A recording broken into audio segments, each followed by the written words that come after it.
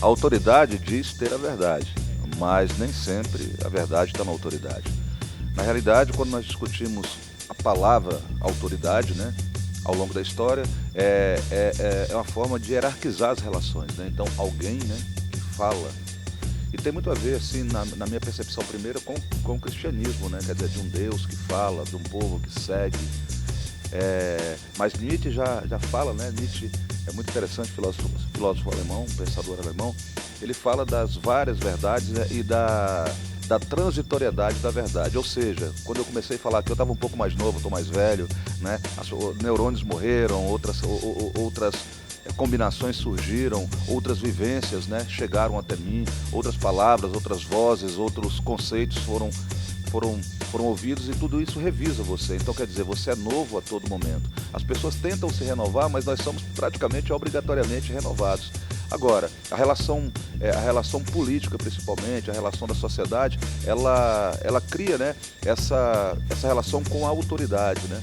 E a autoridade, ela tem uma responsabilidade enorme, né, que é, além de gerir, né, a relação, o todo, né, certo? O Estado, por exemplo, pode ser confundido com uma autoridade, um gerente público, né? Então ele tem a responsabilidade de, muitas vezes, dentro do Estado nós temos os poderes, né, dentro principalmente do sistema republicano. Então cabe a eles elaborar as leis, executar as leis, julgar as leis, se as leis estão sendo cumpridas.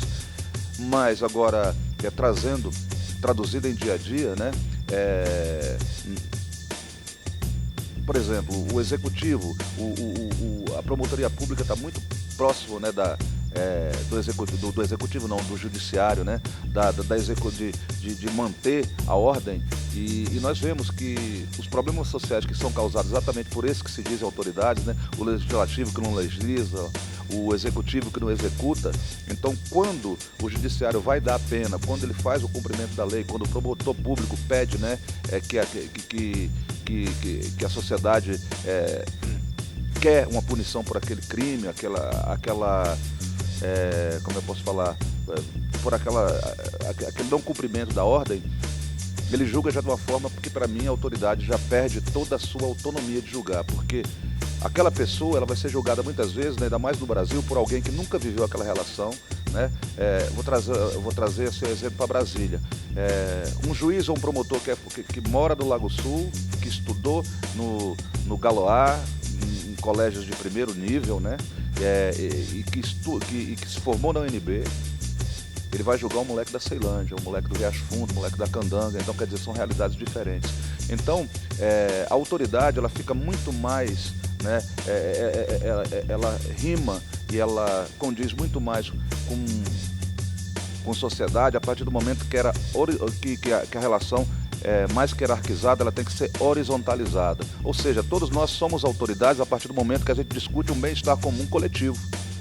Então, se eu te vejo no erro, é porque a gente está sabendo que está no erro, irmão, que é isso, pá.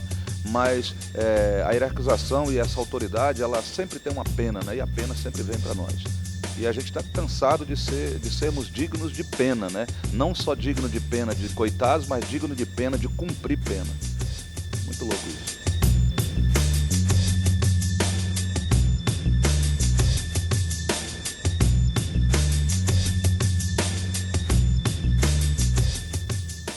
O Brasil com P, ele é complexo, né?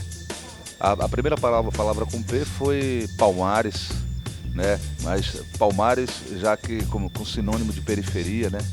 Então essas duas palavras, mas a cena da música mesmo, quando eu falo assim, fica bem poético falar dessa forma, mas nasce exatamente, a gente já tem uma tradição no Brasil da língua do P, né? Então a língua do P, o P já era executado, várias cenas. A gente estava ouvindo agora Mundo Moderno, né, do Chico Anísio, que é tudo com M, é maravilhoso, Chico. Eu conheci a obra, essa obra de Chico depois de ter escrito Brasil com P, depois de ter sido Brasil com P, mas chama muita atenção, né? E Brasil com P nasce porque, por exemplo, eu via o ex-presidente Fernando Henrique, né? Ele ia para um discurso fora do Brasil, e o presidente da China lá, ele discursava em chinês. O presidente da Inglaterra, em inglês, o americano, em inglês. E o presidente brasileiro, ele discursava em inglês. E falava, por que não em português? Então tudo isso me chamava a atenção, e o P inquietava, né, mano? De português, né? Do nosso português. Da nossa língua ser falada, isso é, trazia uma cena assim, pô, será que nós somos realmente soberanos, né, mano? Até que ponto isso que nós dizemos que é a nossa síndrome né, de vira-lata, né? Certo? Do saudoso Nelson Rodrigues, ele falava muito nisso e é quem traz essa discussão para nós. E assim, o clique que deu assim, pô, vou escrever um Brasil com P, foi quando o Kleber, nosso parceiro, o KLJ, ele cria a 4P, né? A marca de roupas, um empreendedorismo negro muito importante. O Kleber é um parceiro muito importante nessa cena, sempre tentando trabalhar de alguma forma, né? O campeonato aqui que ele faz, ele e o X há muito tempo, o campeonato de DJs aqui, é fruto disso também, desse pensamento do Kleber. E o Kleber trazia, né, a marca dele trazia o nome de 4P, poder para o povo preto. Aí esse O me incomodava, né, mano? Falei, pô, mano, mas poder para o povo preto, sabe? Eu queria juntar aquilo ali. Então eu falei, não, eu quero escrever uma letra com P, porque o presidente nunca fala em português, porque tem P de Palmares, tem P de periferia, e porque eu quero apresentar, sabe, uma obra em que a fonética, né, o som, ele possa ser a conjunção. Então predominou o predador, na realidade não é predominou o predador, é predominou e o último, né, a última sílaba, ela dá a ligação, né? Então isso foi a forma que eu concebi Brasil com P. Agora, Brasil com P ela é imensa, né? A cada apresentação aumenta ela mais um pouco. Agora mesmo a gente estava falando, pô, Pedro Parente, presidente Petrobras, né? Então, Pedro é Paulo Parente, né? O novo presidente da Petrobras, o presidente que colocaram aí para a Petrobras, sei lá, se esse governo interino, né? Se vai ficar inteiro, né? Ele já nasceu aos pedaços. E é isso. Brasil com Pé, essa obra aí, mas assim, desprovido de vaidade, mano. Como instrumento e como escrita, o país da bola que vai decidir o jogo é a bolinha dos olhos. Já era. Então tem que olhar nos olhos das pessoas, buscar. Tô de óculos escuros, mas olha meus olhos, tá aqui. Para encarar você e para dizer obrigado por conceber junto comigo o Brasil com Pé. Certo?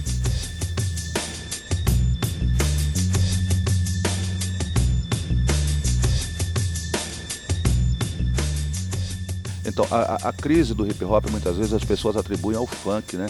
E na realidade a crise do hip hop tá em nós mesmos, né? Espaços físicos não ocupados, né? A física já diz que ele vai ser ocupado por alguma cena. E o hip hop em algum momento, nesse caminho para o centro, ele intoxicou, né, no centro. Se você pegar o índice de radiação no centro, você vai ver, tá todo mundo contaminado.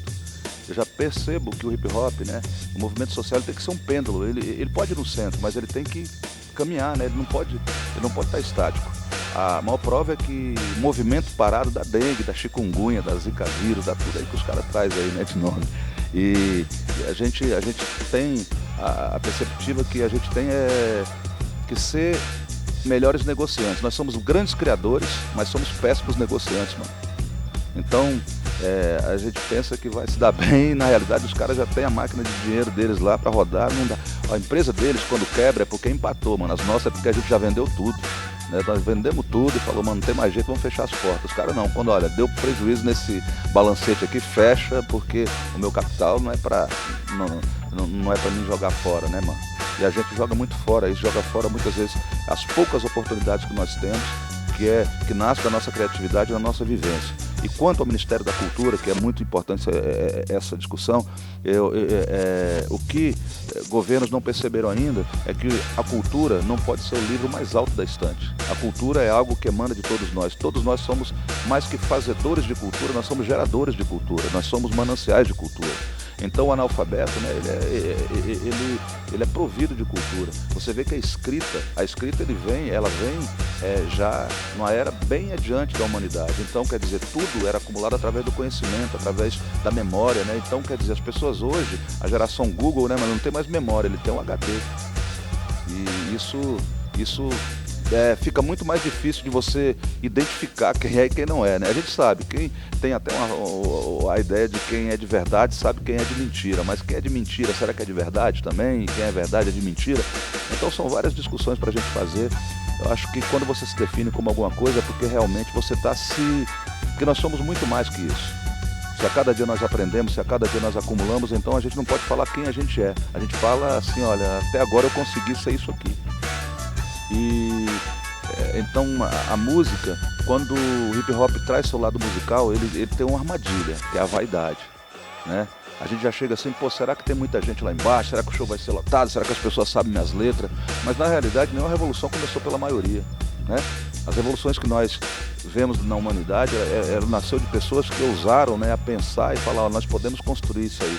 Vou colocar uma revolução moderna, contemporânea. O hip hop há 30 anos atrás, a gente pegava, eu não conhecia o Ferrez, eu não conhecia o Pablo, que inclusive estão aqui meus parceiros, e a gente não conhecia o sonho da gente, mano, será que tem rap em Brasília? Como é o rap em Brasília? Como é o rap no Capão? Como é que é o rap nas quebradas de São Paulo? E tudo isso era um sonho. Será que mais gente gosta desse estilo de música? Será que o break é muito mais do que a gente imagina em relação a gente curtindo? Hoje o mundo é hip hop, né? Então, quer dizer, a revolução que nós fizemos em 30 anos foi uma revolução que a política, né, partidária brasileira, a relação política não conseguiu fazer em 500 anos do Brasil. E muitos deles querem apagar essa história por maldade, mas também por um composto chamado vaidade. Eles querem ser o dono de tudo, o fazedor de tudo, mas na realidade nós todos somos contribuintes mais do planeta. Firmeza?